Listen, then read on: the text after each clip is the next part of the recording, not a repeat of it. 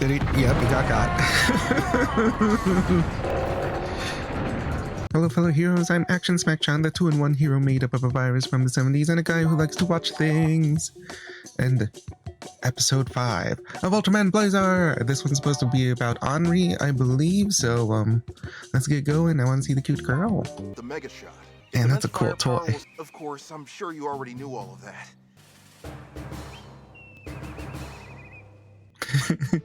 She's so living the dream. Wait, Henri, are you from this village? Yeah, I thought you knew that. Or something from out here? Someone's not from intelligence. Really I left in junior high. Would you mind if I brag a little about my hometown? Yeah, go for it. Well, the rice from I wonder what his episode's gonna be like. So the rice wine is delicious, but in my Oh, what does that look? Would you mind if we focused on the mission instead of talking about our childhoods? I guess someone didn't have a happy childhood. Please! Stop the exercise! Huh? Serious! This area is off limits. No, don't stop. Keep on coming over here, you cute girl. Mizuho! Mizuho! What the heck are you doing all the way up here? Oh, I could ask you the same thing. It's way dangerous out here, don't you know? Don't you know? That's an interesting thing that you can only get when you watch an English dub localization, right? Sure, when you get... So what I'm talking about is her don't you know. And what I'm pretty sure that is probably she has like a an accent, like a Kansai sort of thing from a different dialect in Japan. But what you'll get when localizing that is that there just isn't always just a precise way to localize that sort of thing. So you'll actually get different approaches to localizing it. I think a lot of the time dubs tend to go with like a southern accent when doing that, but that isn't always the case, and it doesn't have to just be that. It doesn't just have to be a southern accent, because there's just other ways to interpret just having the distinct accent. Don't you know? Was that maybe supposed to make her same kind of Canadian? Which I guess instead of going south, I guess that means that they would be like going north. And I think would Kansai put them in the north? I've seen in like Persona 4, if you're familiar, which is another Johnny Young Bosch project. There is the what's her name in the Arena series, Persona 4 Arena. There is the character Labris, and I believe she is also supposed to have like a Kansai accent, but they gave her like a New York accent, which is also in the north. For people stateside. But then there's like the degree of like, as we've seen with with the area that they're in and the things that they would talk about. I guess the reason why we usually go with like a southern accent when localizing the Kansai dialect. But I don't know, I think it's a pretty interesting thing to see, because there's just not just like a singular way to approach doing that, localizing that, especially when you're going into such a cultural melting pot language like English, because especially making it for the US audience, because there's just so many different kinds of accents with different implications from whatever region or whatever part of the world that the accent derives from in the US. But yeah, no, I think that's pretty interesting.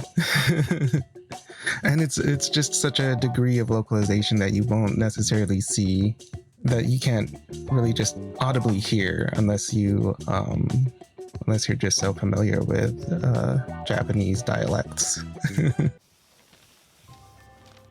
What is this? This scroll has been in my family for generations. Scroll. This is Dorgo. It slept in Mount Kirino for over 1,000 years. And it's our guardian deity. It aids our water and our soil. Dorgo? That's intense. That is one Although upset I don't think Torterra. that But ever since they started construction, I've heard Lord Dorgo's voice calling out to me. It hurts. Excruciating pain. Whoa, like, Sorry, chill out, guys. heard it? Stop it. Mizuho, you can still hear the voices after all this time? I thought you The were supposed to voices grow like out of that. animal- Whoa. Oh, yeah, that's right. Tail missiles. I never expected to. Whoa. She's like, please stop. The world is screaming at me.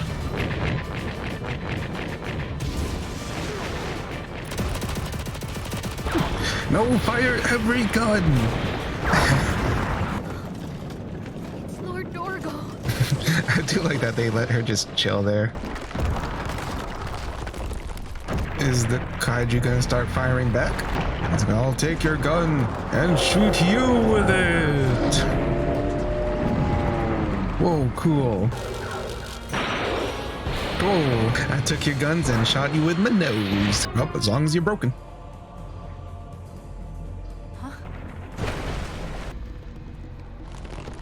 And back to sleep. All right.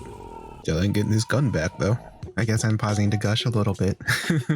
my favorite episodes just in general of just kind of throughout the Ultraman franchise, at least what I've seen of it. My favorite episodes tend to be like, well, my favorite kaiju tend to be like the ones that are like folklore, yokai driven, as opposed to like a kaiju from space or something, or some sort of science experiment go wrong.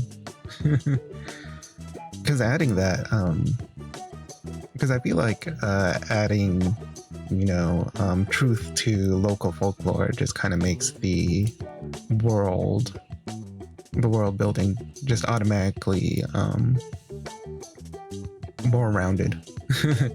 It adds like an extra depth to in the series world, right? Because Ultraman himself is already kind of a sci-fi alien from space sort of thing.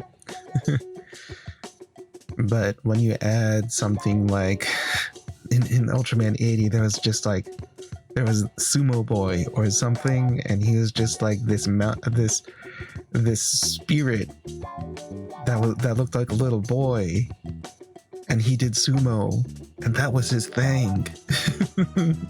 There's no scientific explanation. He was just kind of a yokai that way. Or maybe you're like a god or something. Like Ultraman may be treated like a god, but like that thing was like an actual like supernatural entity or something. So I tend to like episodes like this one, or where the kaiju. I tend to like the kaiju in episodes like this one, where it's like a folkloric monster, and he has like some sort of spiritual connection to someone. Henri's cute girlfriend. What's her name? Well, anyway, just an observation. The world just feels a little bit more enriched just having this folkloric monster around. In the comments, go ahead and tell me your favorite kind of kaiju. Do you like the space aliens a little bit more? Do you like the science gone wrong, or are you with me and you kind of like the folklore or the supernatural? Let me know. I'm curious what other people in the fandom tend to think. We didn't find any signs of life when we were conducting the soil survey. I think it must have suppressed its biological functions. So it didn't It poop. You think it's gonna wake up again soon? That is a face of someone who is thinking about the implications Coming out of hype. We may only have an hour at most. before it The just Mega Shot takes won't the accept biggest shutdown dump. signal. If this statue is returned, it should put Lord Dorgo back to sleep for good. I can take it back. Yeah, think about it, Gento. Oh, are we gonna do a full brain blast? Hey, gang. What's up? It's Computer Emmy. Oh, no way! How do you know about that? Henri sent me a picture of your skull. a week ago. Accent's cute. Looks like he's stabbing at the brainstem, which controls sleep. That could have a sedative effect for sure. Or he could be Pressure trying to point that kill can it. knock it out. Henri, you're gonna be with me. Work on the Earth Garrow. We don't have any time to waste. Whoa. That thing is large. Sometimes you don't always get like the scale of these things.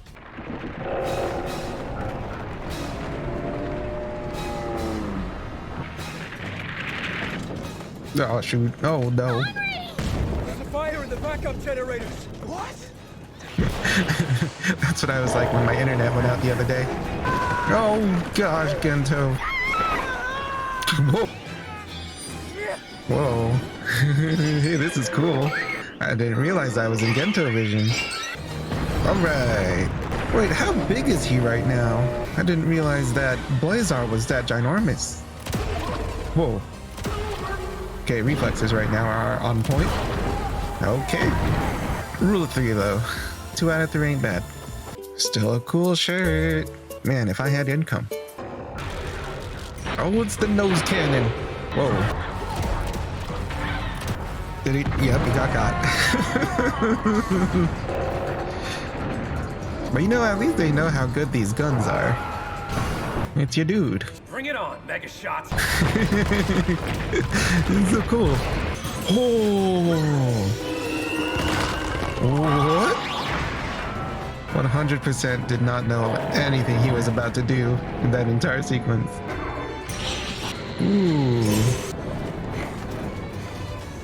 Wonder if she's just assuming Captain Gento is just done. And go, keep on going with the mission. You can do it, Henri. Ooh.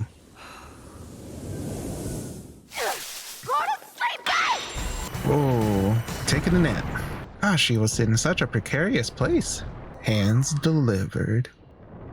Oh, I thought you was gonna take it to space or something. No, I'm just gonna scoot it over here. The butt.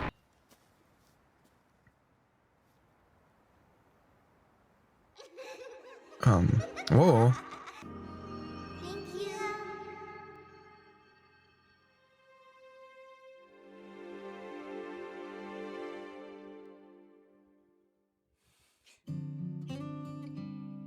There's no place like home.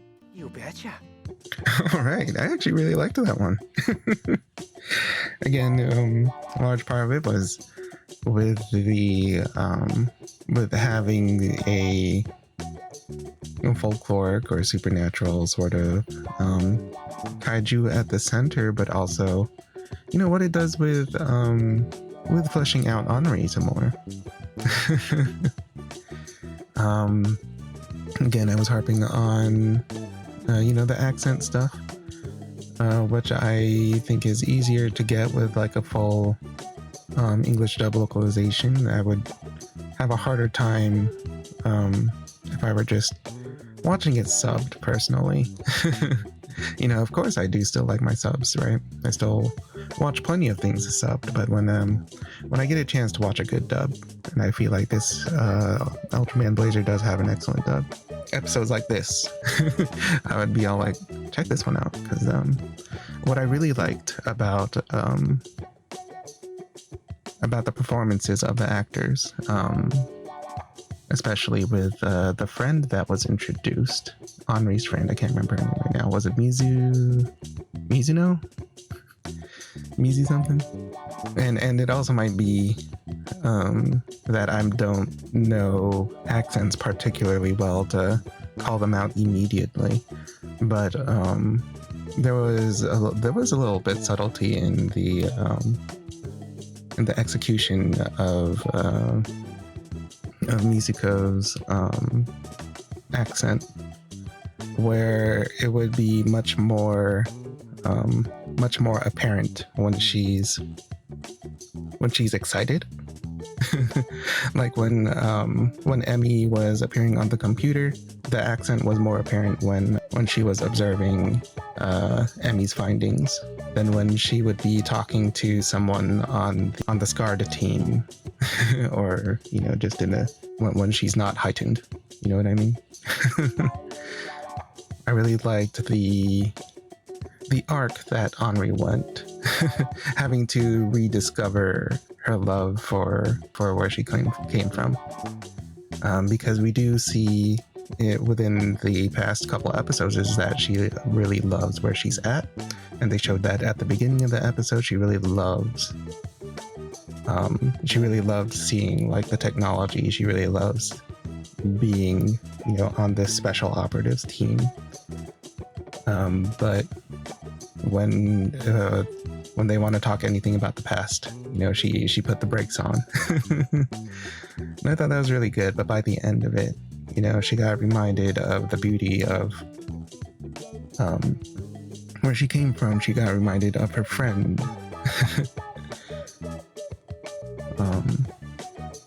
But yeah, I thought that was really good.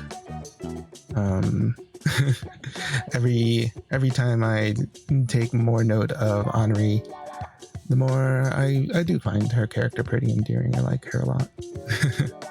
and that is a strength of Blazar right now, is that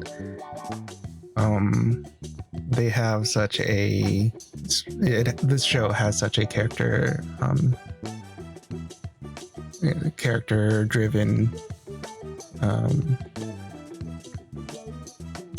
formula at the moment.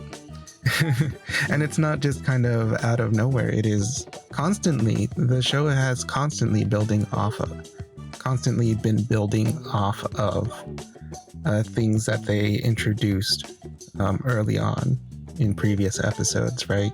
Because like I said, we've established just like this arc for Henri, like way back at the beginning. Right? Like we get introduced to her as a martial artist in a dojo, and then she gets put into a situation of being enscarred. We see just like how she reacts to things, how much she likes it, and that solidifies how much she likes where she's at. But then this episode introduces that she lost her appreciation for where she is from. But yeah, excellent. In the comments, tell me what you think of Henri. Did this episode make you like her more? Tell me what you think about the dub so far, because I think this dub is just pure excellence. This kind of the best this dub could possibly be, in my opinion. Feel free to beat me up, but I will fight you back with my love. Like and comment as you see fit. Also share it with a friend, because I want to share the love. Also, I'm streaming, if you haven't noticed, Tuesdays and Thursdays, 6 p.m. to 8 p.m. Eastern Time on Twitch and YouTube. Also, I don't plug this one much, but I do have Twitter and Instagram, and then it is @Smacchan on both. So feel free to follow me on there, as well as on Twitch and on YouTube. And as always, thank you guys so much for being here, and I will see you in the next Smacchan Packed Adventure. 時を超えて大きな夢描いてたまにちょびっと